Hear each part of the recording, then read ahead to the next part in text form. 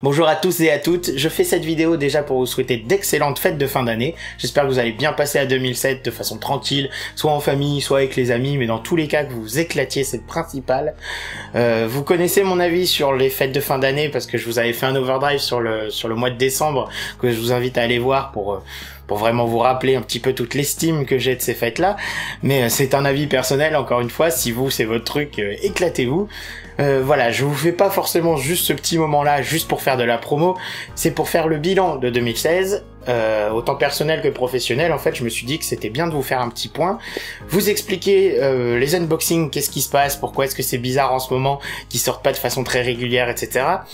Et aussi vous expliquer tout simplement mes attentes pour 2017 pour la chaîne, qu'est-ce que je vais essayer de faire, qu'est-ce qui va se passer, tout ça. Donc je vous mets juste à chaque fois le nom des parties, comme ça en dessous. Comme ça, vous switchez juste sur la temporalité de la vidéo, vous verrez à chaque fois si le titre a changé, c'est que j'ai changé de sujet. Voilà, je vous laisse après faire la vidéo telle que vous le voulez, la regarder d'une traite ou sauter au chapitre qui vous intéresse. Donc on va commencer directement avec tout simplement les unboxings. Alors qu'est-ce qui se passe? Ce que je vous explique. Il y a Pop in a Box, donc la box que j'ouvre régulièrement tous les mois et qui est la principale source d'unboxing en ce moment, qui ont changé de site. Ils ont tout changé leur site, ils ont changé tout le système de registration, d'enregistrement des gens sur le site, et absolument tout a changé, mais ça a produit des gros bugs. Et en ce qui me concerne, je pense être passé vraiment dans la faille de ces bugs-là, c'est-à-dire que mon compte perso, je n'y ai plus accès. J'ai dû créer un compte pour leur écrire un mail pour leur dire que j'ai plus accès à mon compte. Ce qui fait que, techniquement pour vous, apparemment, je continue de payer mon abonnement à Pop in a Box, donc je devrais toujours recevoir les 2 pop du mois. Seulement là, pour le mois de décembre, je les ai pas encore, et on est le 23, donc voilà. Donc là, de ce côté-là, je sais pas si je continue à payer pour rien ou pas. Ensuite, du coup, si je peux pas actualiser ma collection pour leur dire ce que j'ai déjà, je risque de recevoir des doubles. Je peux pas actualiser pour les nouvelles pop qui sortent pour dire laquelle je veux pas. Enfin voilà, vous voyez, c'est le bordel. En gros, il faudrait que je recrée un compte et que je recommence tout en disant qu'est-ce que j'ai dans ma collection, qu'est-ce qui m'intéresse dans la collection pop, etc. Ça risque d'être long, ça risque d'être chiant, j'ai pas vraiment le temps de faire ça en ce moment. J'ai déjà pas trop le temps de leur dire que je suis en train de payer pour rien et que ça commence à me saouler. Donc voilà. Si ça se passe mal avec Pop in a Box, mais que j'arrive quand même à résilier cet abonnement, je chercherai une autre box à vous proposer tous les mois pour à peu près le même prix, comme ça changera rien. C'est juste que là, en fin d'année, désolé, on a une espèce de période bizarre qui fait que je reçois pas de colis, et je sais pas si je vais continuer à recevoir ou pas.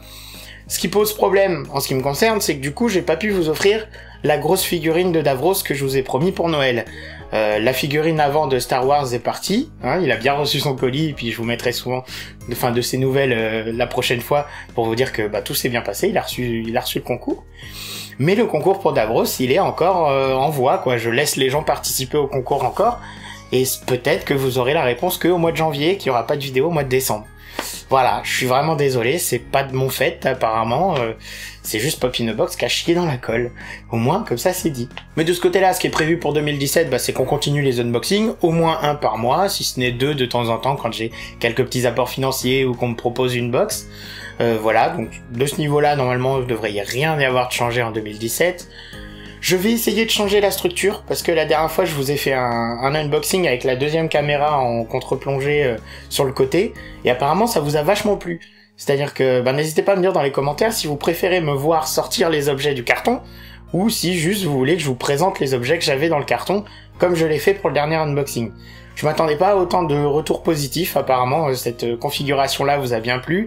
C'est la même configuration que j'avais fait pour la présentation des produits de Funko.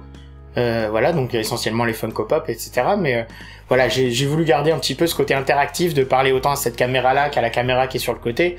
Et apparemment, ce côté dynamique vous plaît. Donc c'est cool.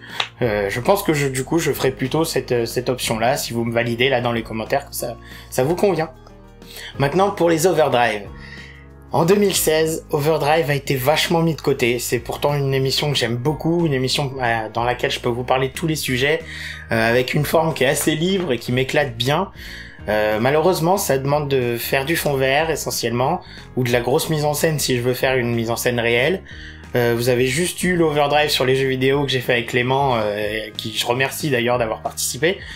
Mais voilà, c'est vrai qu'Overdrive en 2016, publications se sont plantées, il y en a pas eu du tout. Enfin, il y en a eu un, quoi, qui est encore remonté d'ailleurs en tournage de l'année d'avant, donc voilà. Et du coup, ça m'emmerde, hein, je veux dire les choses clairement. C'est une émission que je veux vraiment pas mettre de côté. Et voilà. Donc, c'est pas une promesse que je vous fais, parce que j'ai énormément de boulot et j'en parle après dans une partie vie personnelle. J'ai une grosse période de prévue pour 2017 qui va me prendre énormément de temps. Mais, dès que j'ai du temps libre, j'ai déjà des épisodes d'Overdrive de rédiger. Ce qui pour moi est d'ailleurs la partie la plus difficile à faire parce que ça demande de me concentrer, de me mettre vraiment à l'écriture pendant une journée et des fois juste 1 heure ou 2, hein, mais il faut vraiment que je sois canalisé, que je ne pense qu'à ça et que je sache déjà où je veux amener l'épisode. Et je sais pas pourquoi, c'est une période qui en 2016 m'a complètement bloqué. L'écriture d'épisodes, j'ai pas réussi cette année. Voilà, je vous dis les choses clairement, hein. Mais là, voilà, j'ai une espèce de volonté de reproduire encore des épisodes. Donc je pense que l'écriture est venue comme ça, de me dire merde, non, je veux pas abandonner Overdrive. Donc si ça revient, en 2017, c'est sûr, j'en sortirai plus d'un seul épisode. J'essaierai d'en faire au moins 3 ou 4. C'est à peu près une promesse que je peux tenir, d'en faire 3 ou 4 en un an. Ça me paraît quand même assez faisable. Mais voilà, Overdrive, c'est vraiment une émission à laquelle je tiens beaucoup. Elle a l'air de vous plaire, j'ai des bons retours dessus, l'écriture est quelque chose d'important dans cette vidéo, enfin dans ces émissions, et c'est ce que j'aime beaucoup. Et voilà, je peux parler de tous les sujets très ouvertement. En général, j'hésite pas à mettre les pieds dans le plat ou à parler des tabous, même si je veux montrer le pour et le contre. Il y a des choses qui se sont passées en 2016 sur lesquelles j'avais envie de parler, le terrorisme, le racisme, l'antisémitisme, les choses comme ça. On en parlera, ça je vous le promets, c'est trop présent encore pour que j'ai assez de recul vis-à-vis de ça, mais on en parlera.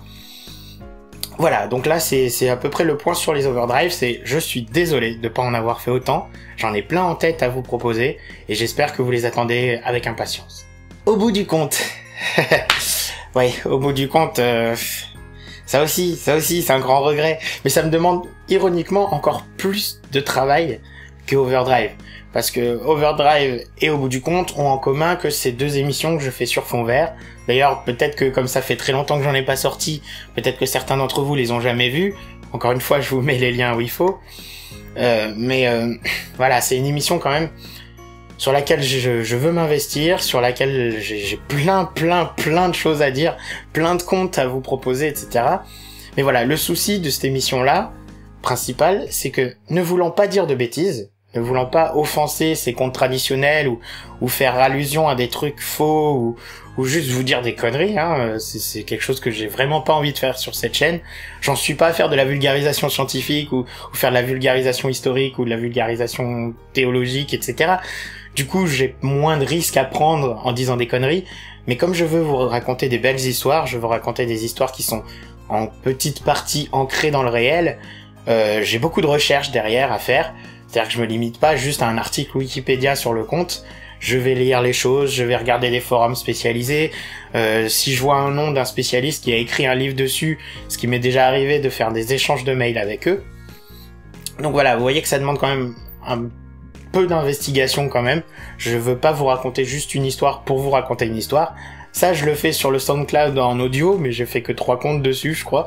Donc ça, c'est pareil, ça me saoule de pas m'investir sur tous les projets comme je le voudrais. Voilà, tout ça pour dire que, au bout du compte, me demande énormément de boulot. C'est une émission que je veux qu'il soit belle, je veux que vous passiez un beau moment à l'écouter et à la regarder. C'est important pour moi de soigner cette mise en scène que j'ai commencé à faire avec le peu de moyens que j'ai, le peu de technique que j'ai aussi, parce que bon, c'est du bidouillage, hein, très sincèrement, je ne fais que bidouiller sur ma chaîne. Mais voilà, je veux que vous passiez un bon moment à la regarder. J'ai 2 épisodes en tête qui vont sortir dès que je pourrai les faire. Voilà, je vous tease pas trop, mais il y a un conte irlandais et il y a un conte du sud-est de la France. Voilà. Je pense que là j'en dis juste à peine pour vous donner envie. Mais voilà, c'est des comptes sur lesquels j'ai quand même bien bossé, sur lesquels j'ai commencé tout le travail d'investigation avant. Donc j'ai trié le vrai du faux, enfin le communément admis de ce qui était écrit à l'époque, etc. Donc voilà, j'ai fait ce bon travail de tri là. Maintenant, ce qui me reste, c'est à écrire la mise en forme, c'est-à-dire comment le conteur va vous raconter l'histoire, tout simplement. comment vous restituer les dates, les noms, etc. sans vous agresser avec ces informations-là, pour qu'elles passent juste dans le flux de l'histoire, de façon à ce que vous suiviez ce qui s'y passe, tout simplement. Voilà, ça c'est une phase d'écriture qui est quand même plus longue qu'un overdrive aussi. Ça me demande des fois une journée, voire 2 jours complets juste à écrire les épisodes au bout du compte. Donc voilà, ça me demande beaucoup de temps et malheureusement j'en manque de plus en plus. Et ça me saoule parce que c'est vraiment sur ces aspects-là de la chaîne que je veux me concentrer. Voilà. J'espère qu'au bout du compte va vous revenir très vite. J'espère que vous l'attendez aussi avec impatience, celui-là.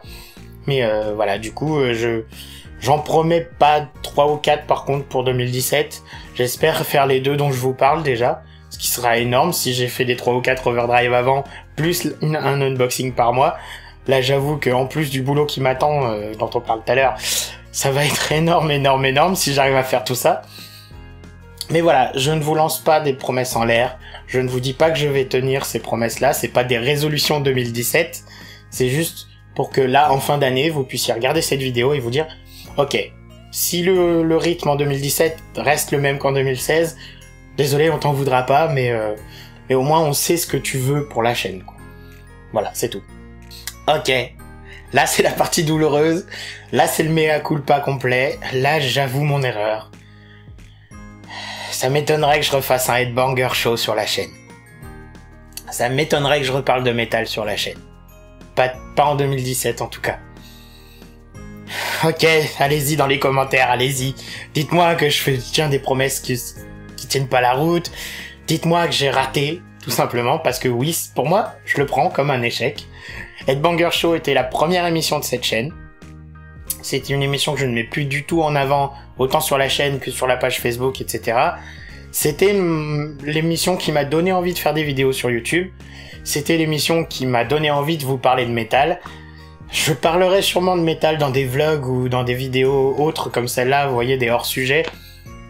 Mais prendre autant de temps qu'un overdrive ou qu'un au bout du compte, avoir autant besoin de technique, avoir autant besoin de mise en scène, parce que je vous rappelle qu'Headbanger Show me demandait de faire 4 voire 6 personnages en même temps, prendre tous ces moyens-là, temporels, chronophages, d'écriture, etc., pour faire une émission sur le métal, ça me parlait il y a 3-4 ans, quand j'ai fait la chaîne, ça me parlait à l'époque. Maintenant, le métal me parle toujours, mais en tant que musique, j'ai moins cette envie de communiquer sur le sujet. J'ai vu énormément d'émissions de très bonne qualité sortir sur YouTube au fur et à mesure du temps qui parlaient de métal, et autant dans l'anglophone que dans le francophone. Ça aussi, ça m'a quand même bien coupé l'herbe sous le pied, où je me suis dit, c'est pas qu'il y en a qui sont mieux placés que moi pour en parler, c'est pas qu'il y en a qui le font mieux que moi, c'est juste qu'on est nombreux à le faire, et que du coup, encore une fois, c'est ce ratio travail-intérêt qui était comme ça au début et qui maintenant a complètement inversé la tendance. Pour moi, ça représente beaucoup trop de travail pour trop peu d'intérêt de vous partager la musique que j'aime d'un point de vue technique. Je vous reparlerai sûrement de métal dans un Ferme ta Goule ou dans des choses comme ça, comme j'avais fait sur le Ferme ta Goule sur les chansons qui n'est toujours pas accessible sur YouTube pour des raisons de droit d'auteur. Mais bon, je vous remets le lien dans la description si vous voulez le voir quand même. Voilà, enfin, je vous reparlerai de musique sûrement dans des hors-contexte, mais consacrer une émission entière juste pour parler de métal, alors que j'ai envie de vous parler tellement d'autres choses et tellement d'autres sujets sur lesquels je me sens plus à l'aise de représenter, tout simplement, parce que en ce moment je me sens moins représenter le métal, j'en fais juste partie. Et voilà, c'est tout, c'est une impression personnelle, et c'est un échec pour moi de finir Headbanger Show comme ça, parce que j'avais prévu plein de choses pour cette émission aussi. Il y en a plein d'entre vous qui vous êtes abonnés pour le métal, et pour mon intérêt pour le métal, et je vous en remercie. Il y en a qui sont restés grâce aux autres émissions, mais voilà. Si maintenant vous partez parce que vous vous dites, merde, non, il y aura pas de métal sur cette chaîne, j'ai aucune raison de rester, bah je le comprends. Voilà, et j'en suis désolé. Bah, puisqu'on en parle, en effet, on va parler de l'émission Ferme ta Goule, si on peut appeler ça une émission. C'est-à-dire que c'est une vidéo que je fais avec des amis ou de temps en temps quand j'ai vraiment pas forcément de temps à consacrer aux autres épisodes, et que j'aime bien faire. Je passe un bon moment à m'éclater devant la caméra avec des amis, et je pense que je vais continuer à vous en proposer. C'est pas l'émission la plus suivie, c'est pas l'émission qui a le plus d'intérêt sur la chaîne, disons. Mais voilà, on s'amuse bien. Il y a quelques bons retours dans les commentaires pour ceux qui suivent vraiment assidûment mes vidéos. Voilà, j'ai quelques idées à faire pour en 2017. J'ai quelques petits tags à vous proposer. Voilà, à mon avis, ça va être essentiellement une émission qui va être comme cette vidéo-là, juste de temps en temps faire une pause avec vous pour rester présent quand même, qu'on continue à échanger entre nous et pour vous proposer du contenu, tout simplement, comme on dit sur YouTube, vous proposer du contenu et que la chaîne se meure pas dans des grosses périodes où il se passe rien parce que je vous prépare les épisodes après. Antoine Daniel, si tu me regardes. Mais ouais, voilà, c'est pas...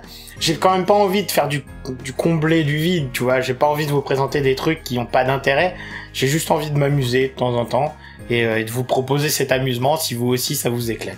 Voilà, vous êtes absolument pas obligé de les regarder tous. Vous êtes pas obligé d'adhérer à l'émission.